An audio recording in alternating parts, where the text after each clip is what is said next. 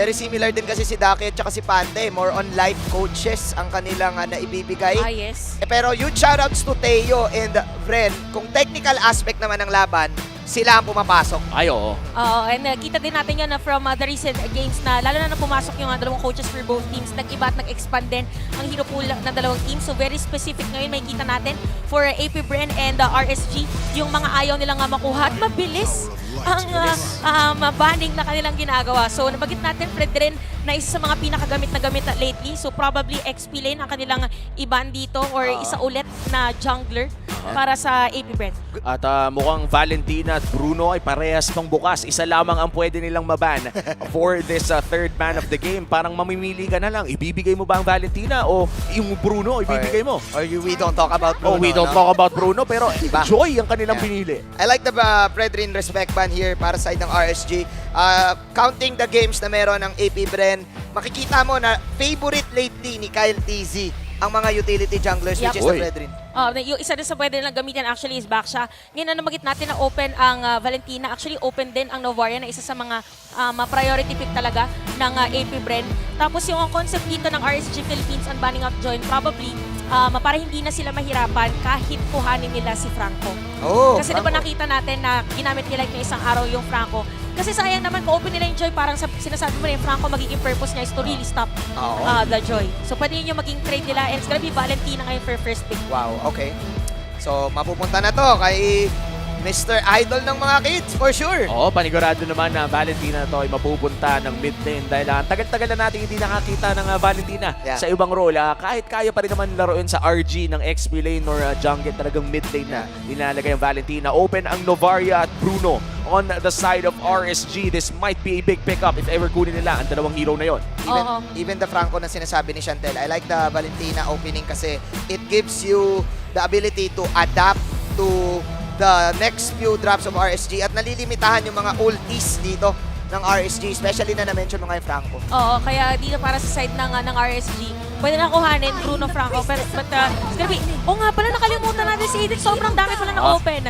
So Edith Terizla, diretso na agad. So ang question dito, di ba, anong magiging purpose nung Terizla, anong magiging function din nung Edith? Kasi most of the time nakikita natin siya on XP lane, pero pwede din somehow na ilagay din on gold lane. Gold lane, yung Edith. Pwede din post 5. And ang dami rin, no? Isa sa mga napakagandang flex pick ngayon ng Edith in this game. Ito yung hindi natin in-expect na plot twist after ng emblem revamp na biglang aangat si Edith because of the emblem system na nakikita natin ngayon.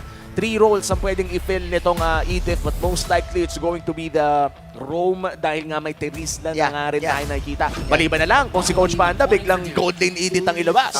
Magkabaliwan din no? Sabihin ni Coach, parang gold lane Edith ka na kasi. Parang ganun no? Ganun ba? It seems like gold lane Edith Ganun, parang gana Wow. I feel like it's okay. Parang ayaw ang gayahin Tropa naman kasi natin si Sir Brian. Oo, Sir Brian din.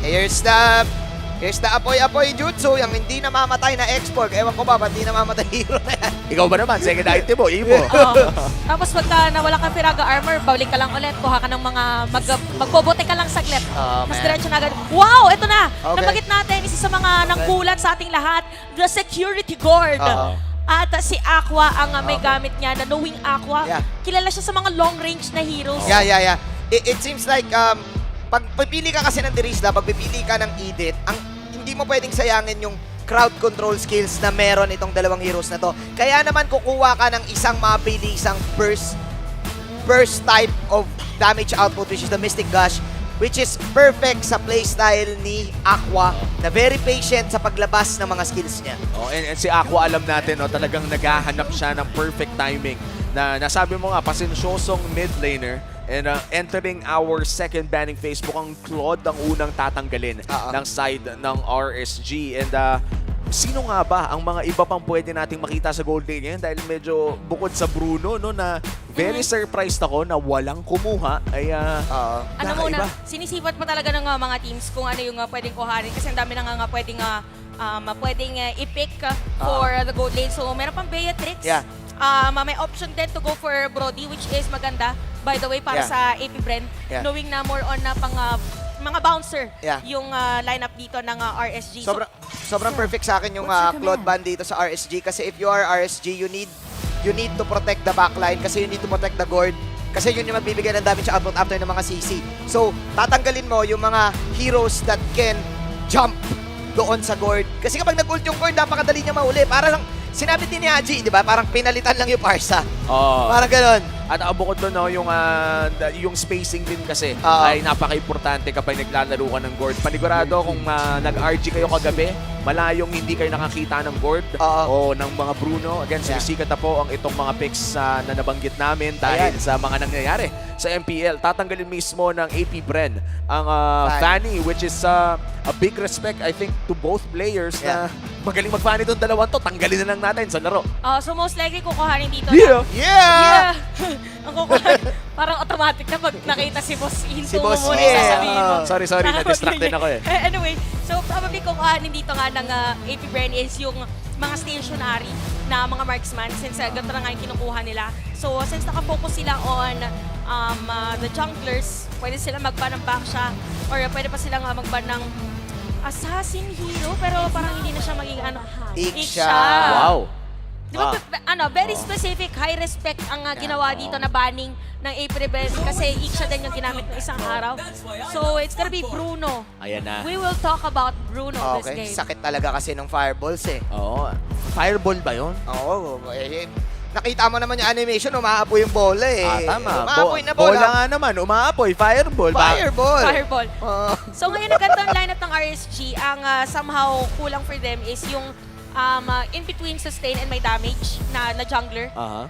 Since yung ano nga nila dito, yung edit nila is probably the post 5. Aha. Tapos XP lane na nga yung kanilang Teresla. Pero pwede pa na yung interchange.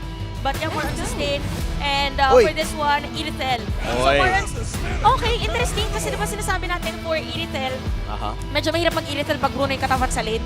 So probably yung gagawin dito ng side ng AP Bren is mag-focus talaga sila on giving space doon sa lane ni Super Marco. A bit risky, pero meron naman kasi silang Franco. Oo, and ang nakakatuwa dito sa Iritel, no, kahit malayong makakita ng tatalo sa Bruno sa lane, ay si Iritel ay isa sa mga pinaka-sustainable na Kaya. kahit mag-isa ay nakaka-heal back via the passive at kung sasabayan mo pa yan ng quantum charge at lifesteal ay talagang napakadaling mabuhay as long as nakakaban. At last pick dito para sa side ng RSG, ang nabanggit ni Chantelle, kailangan nila ng jungler na may halong sustain na kahit papano ay kayang mabuhay pero ban na Fredrin at ang kanilang kukunin. Oh! Ayan, may sustain naman kasi, may heal naman yung Gwynny eh. Oh.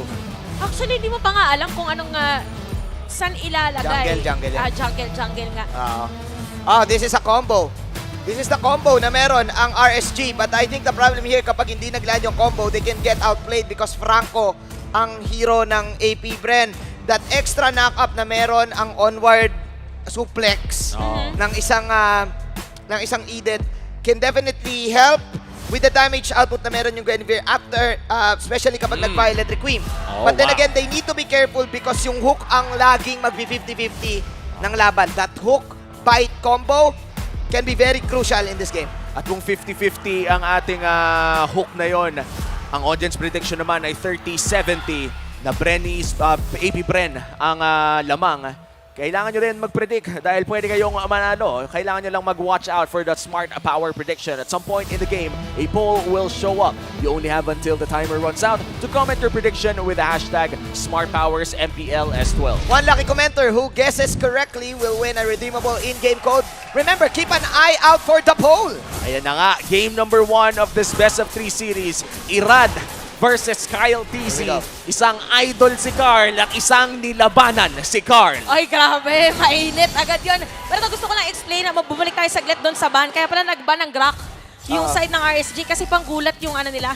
Yung Pang, Guinevere. yung Guinevere nila. Yeah. So mahirap nga naman kapag may pang zone at panghanap sa kanya. I think it's really about the team fight combo para dito side ng RSG. Yung one time, bigyan mo to, then out. Especially Guinevere kay. Dati kasi nung mga around season 3, napakadali lang. Itanong mo yan sa idol ng mga, ang tunay na gangster na si Tets. Na nanonood ngayon, alam niya yan.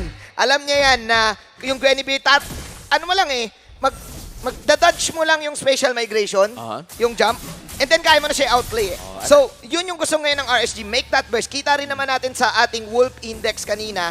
It's all about the burst para side ng RSG. And kung titignan natin ang ating emblem builds of hatid ng FWD Life Insurance, ano bang napapansin natin dito, Chantel, na kakaiba for this game? Para sa side ng ng RSG, since ganito yung emblem set na pinili for Irad, most likely ang gusto nila dito is more on AOE, so heavy on teamfight talaga. And same pa din yung ginawa ng AP Bren na last time for Carteezy, yung kanyang damage with the Assassin emblem. Yeah. So pabibilisin lang nila with the rotation. Speaking of rotation, nandun na agad. So difference agad in terms of level for Irad or experience na nakuha nila. Space jump out for Ira that time.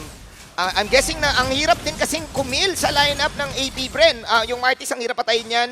Siguro ang pinaka-matatarget mo lang dito is the Franco itself. Kahit na yan yung tank. So let's see kung anong gagawin ng RSG. Kailangan nila ng ultra-fast na engage na nagmumula sa RSG kung gusto nilang protektahan ang turtle na sinimulan nila. Pero mukhang may hila na ito at nakain na rin. Hindi, wala pa palang 4 si Ogwen. Yeah, level 4 pa lang si Master Ogwen. Pumasok ngayon si Light with the onward, pero ang ganda penalty zone coming up from Nat. At eto na nga yung Mystic Gush, pero umikot-ikot si Flapteezy at tinuro niya kung nasa ng base ng RSG dahil pinabalik niya. But Irad will slay that turtle.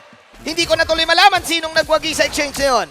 What a perfect timing para dito sa side ng AP Bren. Sumakto din ang pagkakadating doon ni Flapteezy with the last insanity. Tsaka nung moment na nagla-last insanity siya, RSG didn't really expect na dadating yung X-Berg no moment na yun. Akala nila sasama doon si Flapteezy para mag-zone out at ma-secure yung turtle objective. Pero alam natin na yung mga teams ngayon ay talagang ready na gamitin yung flicker. At nakita natin yung full potential. Huy! Munti ka na. Onti practice lang. Kung Onti tayo ay practice. nabigla, ang audience din ay nabigla. Yun ang goal. Yun ang tinatawag na flicker fake. Oo. Ito din. Sidestep lang. Sidestep lang. Pi-flicker ka muna, tapos pi-fake mo yung hook mo. Okay lang para may pang psycho ng uy, nag-cooldown. Ibig Ganon. sabihin kasi pwede iba't ibang angle. Iba- Kapag mga ganyan kasi mga hook, may wind and angle pa yan eh. Magkano, hinangin. Hinangin saglit. Ay, ayun, yan. hindi hinangin. Okay, sabi na nga ba may flicker fake, pero mas maganda yung fake ni Aqua. Sabay siya din nag-flicker with the Mystic Gush. Isang napakagandang combo mula sa Raiders. Ang sakit talaga ng Gordman. Wala pang 4 na minuto nang tutunaw na. Oo nga eh. Tsaka gamit na gamit dito yung skill set ng Guinevere na may crowd control din. Tapos for 8 seconds kasi, magdidili siya ng damage 11 times nearby doon sa kanyang Violet Requiem. So parang yung combo nila dito, pasukin mo Irad, tapos bahala na. May multiplier. Si Aqua, yan. Oh, bahala na. No? Basta tumama ang skills ni Aqua. And nung nakita natin nung first engage ng RSG, no, hindi kasi tumama ang kanilang full combo. But this time around, kapag nabigyan talaga nila ng sabay-sabay, kitang-kita na kayang mang-burst down ng RSG. Tignan natin ang ating mga items and mukhang magkakaroon lang ng pang-clear na ulti dito si Flap. Tsaka para i-save din yung sarili niya, basically same ang probable na makikita natin na item set for both Bruno and Super Marco. Difference na lang is gonna be the spells. So definitely for RSG, pag ipagpatuloy nila yung mga ganong setup plays, magiging maganda kay Eman. Para naman dito kay Super Marco, kailangan lagi mauna si Flapteezy and the rest of the players.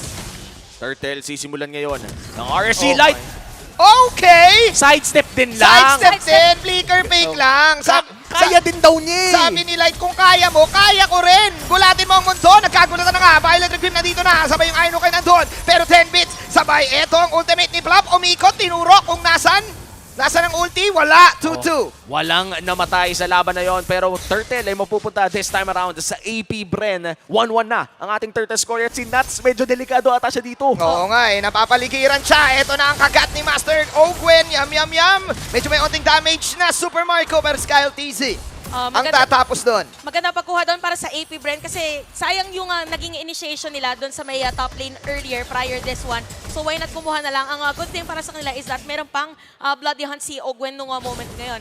Ngayon naman for RSG, parang same concept pala yung kanilang hero composition.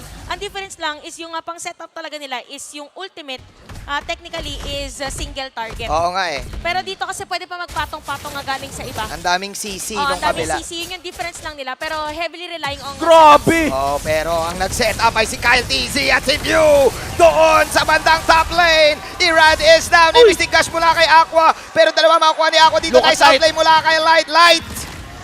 Surviving that one.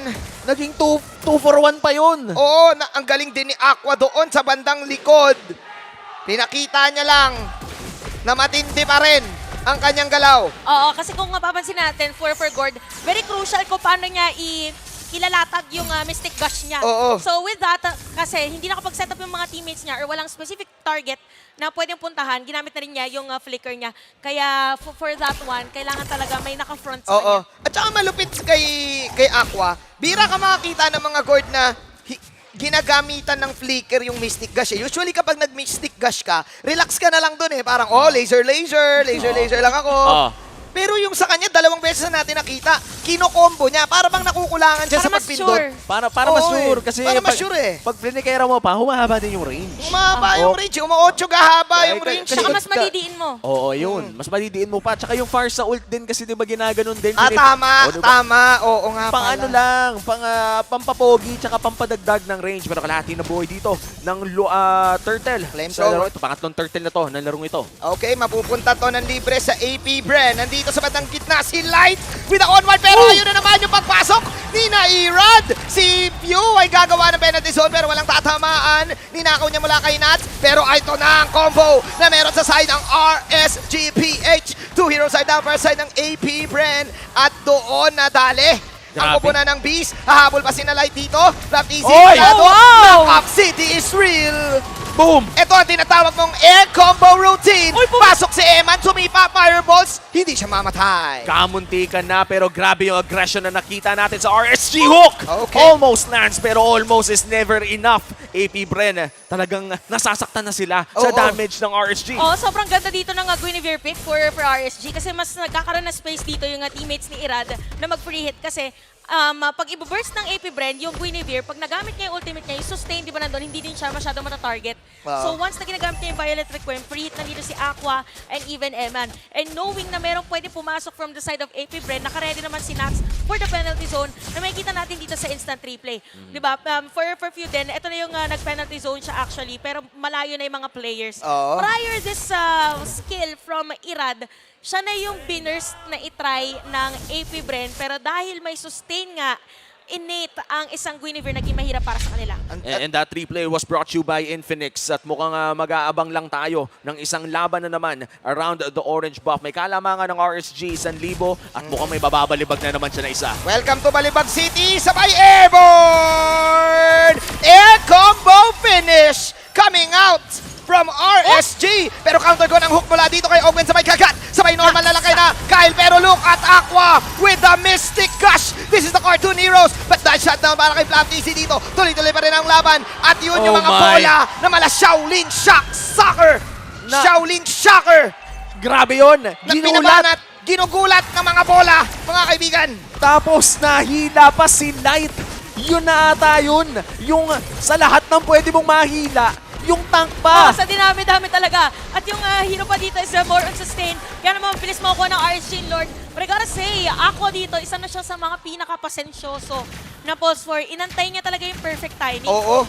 Inantay niya yung perfect na pwesto. Kung saan niya ilalatag yung kanyang mga mystic projectile and even injunction Oo. ng moment na yun. Kasi yung skill na yun alone na dalawa, tapos samahan mo pa ng critical damage from Eman, ang hirap i-sustain nun for AP Bren. Ang dami nilang ang dami nilang pan-damage doon sa mga stand din. Kunyari, isipin mo mga penalty zone.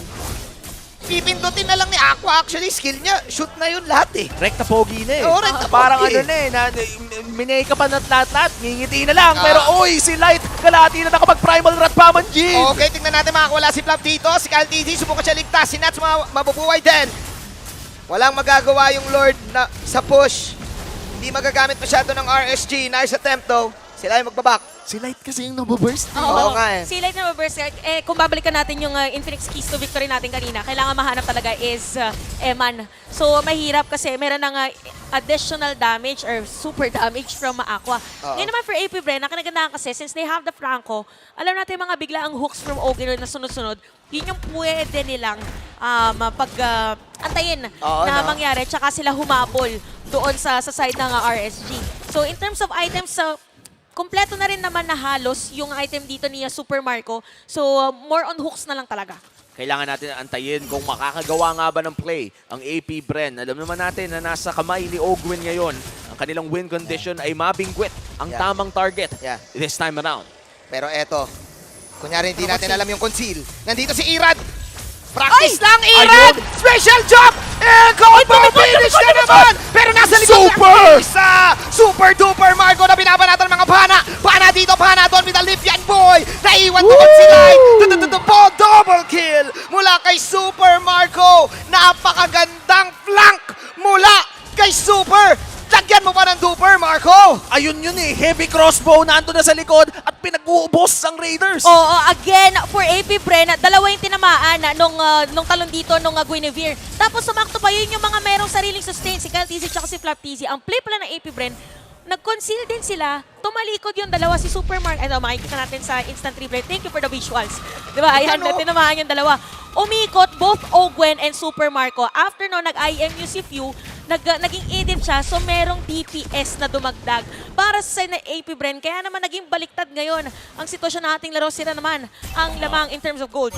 And that was just a brilliant micro Yep. shot call. Galing. Hindi yun macro eh. Yung macro kasi yun yung mga rotations Oo. nyo. Yun men micro. Micro. Conceal tayo, dun tayo sa likod, Oo. target agad natin si Eman. And kung sino man yung nagsha-shot call sa Bren, talagang Hands down. kakaiba, Hands hands down. Ang ganda ng call nila. Ang ganda sa replay. Ang ganda tignan sa replay. Akala ko talaga, air combo finish na yun. Akala ko din eh. Ako din, ako din. Akala ko domino effect. Sinabi ni Super Marco, hindi air crossbow finish. Mas ganun.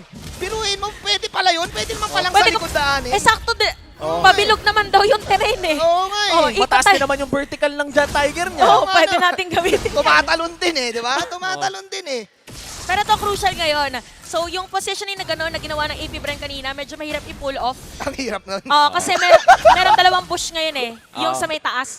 Na for sure sisilipin na this time around both Nats and Light. Pero equalize ang gold natin dito, no? So ibig Yes. sabihin, parehas ng mapanakit ang Oo. mga teams natin. Kung sino na lang talaga yung makakuha ng mas magandang pick-off or Oo. mas magandang play. And wow, talagang inohold lang nila yung Lord. Kamustahan dito, nagmumukaan lang si Kyle TZ at si Nats. Kung ikaw siguro yung RSG, marirealize mo na ano eh, oy, hindi ata pwede maulit. Parang yung likod nyo yung Oo. likod nyo, parang naka-ready na eh. Nag-set na sila ng camera sa Ayun! likod eh.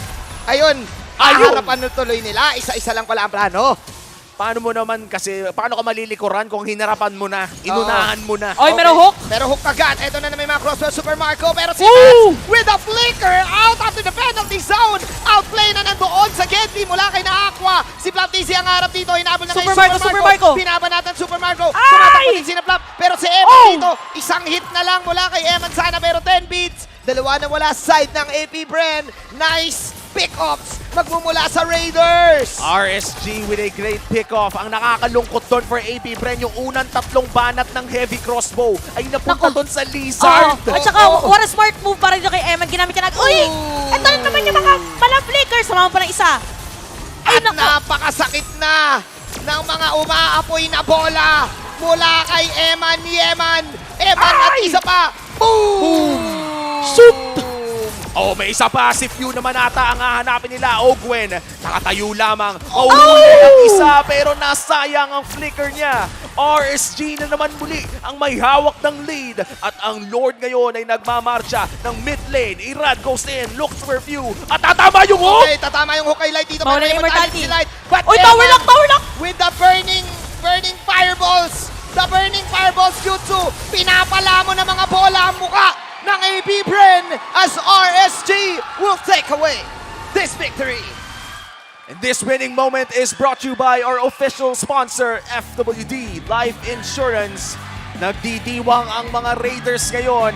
Momentous victory against AP Bren. Oh my goodness, hindi natin in-expect na magiging ganon yung end ng game na yun. But for RSG Philippines, talagang bit-bit nila yung Guinevere. Yung ganong klase ng hero composition. Tapos binigay talaga nila specifically yung Franco sa kabila. Kasi nga naman, yung mumu nung Guinevere, hindi mo pwedeng i-hook. Oo nga, yung pagka-out niya doon sa spatial migration. Kanina, di ba?